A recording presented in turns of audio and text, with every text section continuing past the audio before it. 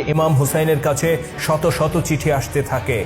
কুফার গণ্যমান্য ব্যক্তিরা এসব চিঠিতে উল্লেখ করেন, আমরা মুয়াবিয়া ও এজিদের দুঃশাসনে অতিষ্ঠ হয়ে পড়েছি, আমরা তাদের জুলুম আর অন্যায়ের সামনে অসহায়। আপনি দ্রুত কুফায় আসুন এবং আমাদের দায়িত্ব গ্রহণ করুন, আমরা আপনাকে আমাদের শাসক হিসেবে দেখতে চাই। ইমাম হুসাইন রাদিয়াল্লাহু তাআলা আনহু তার অত্যন্ত বিশ্বস্ত একজন সঙ্গীকে কুফায় পাঠিয়ে দেন সেখানকার সত্যিকার পরিস্থিতি জানার জন্য। ইমাম হুসাইনের প্রতিনিধি সেখানে গিয়ে পরিস্থিতি দেখে তাকে চিঠি লিখে জানান, কুফাবাসী সত্যিই আপনাকে নিজেদের শাসক হিসেবে দেখতে চায়। তাদের উপর খলিফা এজিদ ও কুফার গভর্নর এর কোনো নিয়ন্ত্রণ নেই। কুফাবাসী তাদের বিরুদ্ধে অনাস্থা জ্ঞাপন করেছে এবং বিদ্রোহ করেছে। এই চিঠি পাওয়ার পর ইমাম হুসাইন রাদিয়াল্লাহু তাআলা আনহু কুফার উদ্দেশ্যে রওনা হন। তার সাথে ছিলেন নিজের ভাই আব্বাস ইবনে আলী, স্ত্রী ও পরিবারের লোকজন এবং অল্প কয়েকজন বিশ্বস্ত সঙ্গী। তাদের কোনো ধরনের যুদ্ধ প্রস্তুতি ছিল না। কিন্তু ইমাম হুসাইন রাদিয়াল্লাহু তাআলা আনহু যখন কুফার উদ্দেশ্যে রওনা হন, তার পরপরই কুফার পরিস্থিতি বদলে যায়। এজিদের অতি বিশ্বস্ত কয়েকজন ব্যক্তি কুফায় গমন করে এবং সেখানকার নিয়ন্ত্রণ নিজেদের হাতে নিয়ে নেয়।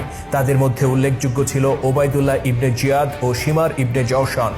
এই ওবায়দুল্লাহ ও শিমারের সাথে হযরত আলী রাদিয়াল্লাহু তাআলা আনহুর আমল থেকেই পারিবারিক বিরোধ চলে আসছিল। তাদের পূর্বপুরুষেরা হযরত আলী রাদিয়াল্লাহু তাআলা আনহুর খেলাফতের বিরোধী ছিল। মুয়াবিয়া খেলাফত গ্রহণের পর এদেরকে বিভিন্ন গুরুত্বপূর্ণ দায়িত্ব প্রদান করে এবং এজিদের শাসনকে সুপ্রতিষ্ঠিত করতেও গুরুত্বপূর্ণ ভূমিকা রাখে এই ওবায়দুল্লাহ ও শিমার ইবনে জওশান।